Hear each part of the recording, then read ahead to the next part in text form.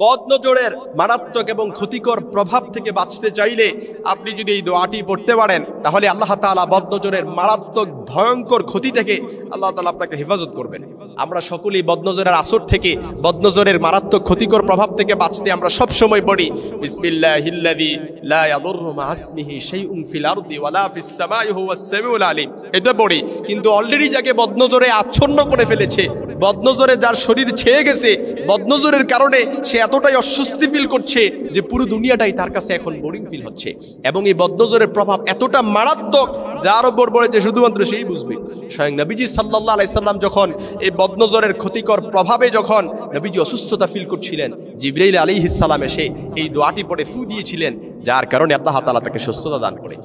সুবহানাল্লাহ বিহামদি। আবু সাঈদ খুদরি রাদিয়াল্লাহু তাআলা আনহু থেকে বর্ণিত হাদিসটি মুসলিমের বর্ণনা এসেছে। রাসূলুল্লাহ সাল্লাল্লাহু আলাইহি সাল্লাম একবার যখন আক্রান্ত হলেন, তখন ফেরেশতা জিবরাইল এসে নবীজির কাছে এসে বললেন, হে মুহাম্মদ, আপনি কি অসুস্থতা বোধ করছেন? নবীজি বললেন হ্যাঁ। তখন জিবরাইল দোয়াটি পড়ে নবীজিকে ফু দিলেন।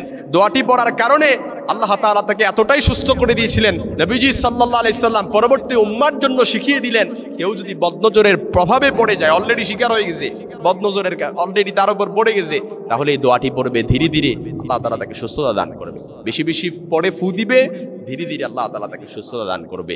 দোয়াটি হচ্ছে বিসমিল্লাহি আরকিকা মিন কুল্লি শাইইন ইউযিকা মিন শাররি কুল্লি নাফসিন আও আইনিন হাসিদিন আল্লাহু ইয়াশফিকা বিসমিল্লাহি আরকিকা।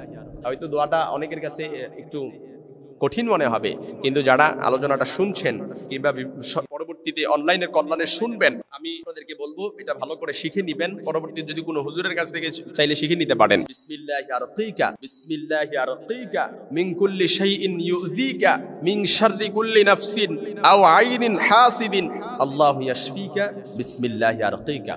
অর্থাৎ কেউ যদি ইতিমধ্যে বদনজরের প্রভাবে আচ্ছন্ন হয়ে গেছে, বদনজরের কারণে তার শরীরে এমন মারাত্মক ক্ষতিকর প্রভাব তৈরি হয়ে গেছে, অলরেডি দিনকে দিন সে শুকিয়ে যাচ্ছে, অর্থাৎ তার কোনো কিছু ভালো লাগে না, খাবার দাবার কোনো কিছুই ভালো লাগে না, এবং এত মারাত্মক এই বদনজরটা, নবীজি বলেছেন আন্নাদরু আইনুন, অর্থাৎ এই নজরটা, অর্থাৎ যেই চোখের নজর, এটা হাক্কুন, এটা সত্য, এটা সত্য।